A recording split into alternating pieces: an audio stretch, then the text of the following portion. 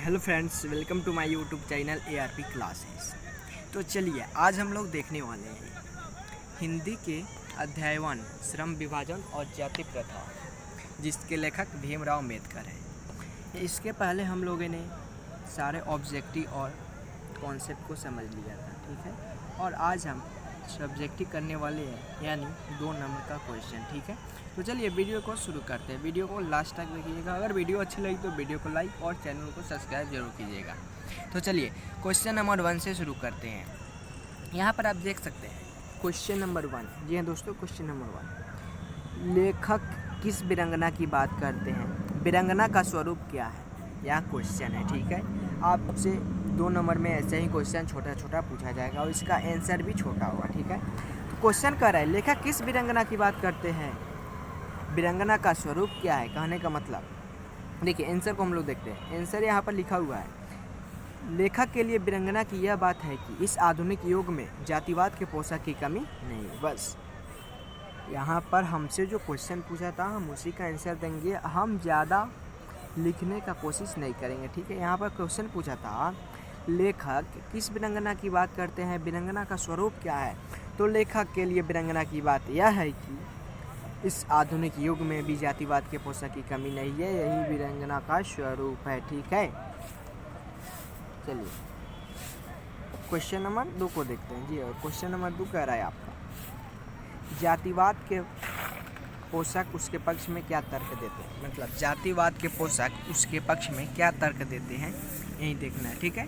तो यहाँ पर क्वेश्चन का आंसर लिखा हुआ है, जातिवाद के पोशाक इस आधुनिक समाज में कार्यकुशलता के लिए विभाजन को आवश्यक मानते हैं और कहते हैं जाति प्रथा भी श्रम विभाजन का ही दूसरा रूप लिए, इसमें कोई बुराई नहीं है।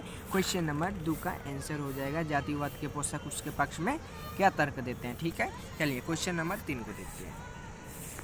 क्वेश्चन नंबर 3, जी दोस्तों क्वेश्चन नंबर 3 को देख लेते हैं।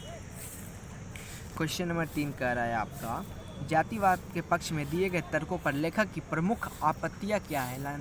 यानी जातिवाद के जो पक्ष में दिए गए उसका तर्क में लेखक क्या अपनी आपत्तियों को देखना चाहता है? तो आंसर हो जाएगा, जातिवाद के पक्ष में दिए गए तर्कों पर लेखक की पहली आपत्तियां यह है, यानी पहली आपत्तियां यह है कि जाति प्रथा श्रम विभाजन के साथ साथ लोगों का भी विभाजन करती है, ठीक है।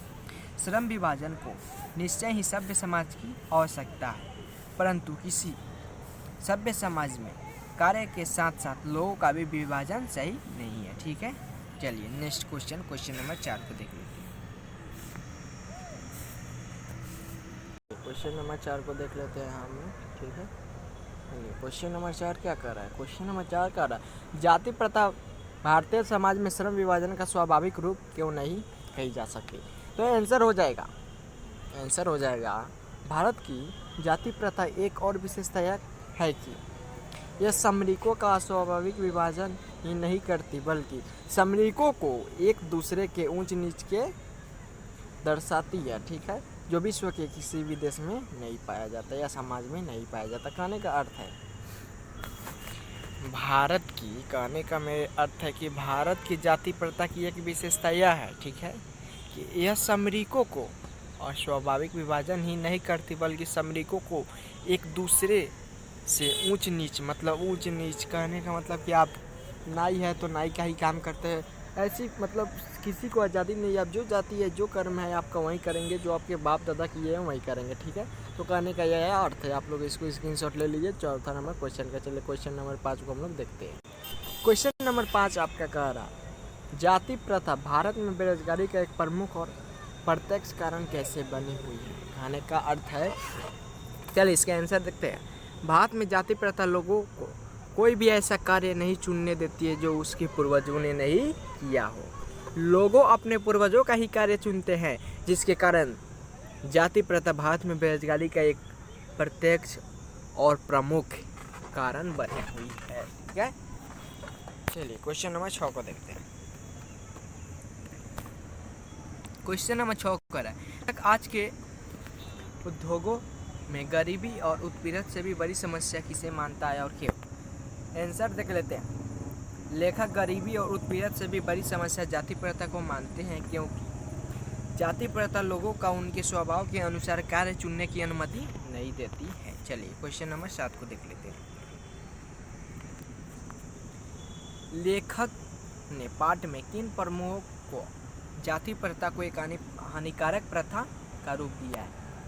इस पाठ में लेखक ने कई पहलुओं से जाति प्रथा को एक हानिकारक प्रथा बताया है, जिसमें आर्थिक और रचनात्मक पहलू। पहले ऑब्जेक्टिव पूछा जा सकता है कौन सा पहलू, पहले है तो आर्थिक और रचनात्मक। ठीक है, चलिए लास्ट क्वेश्चन नंबर 8 को हम लोग देखते हैं। क्वेश्चन नंबर 8, सच्चे लोकतंत्र की स्थापना के लिए लेखक ने किन विशेषताओं को आवश्यक माना है?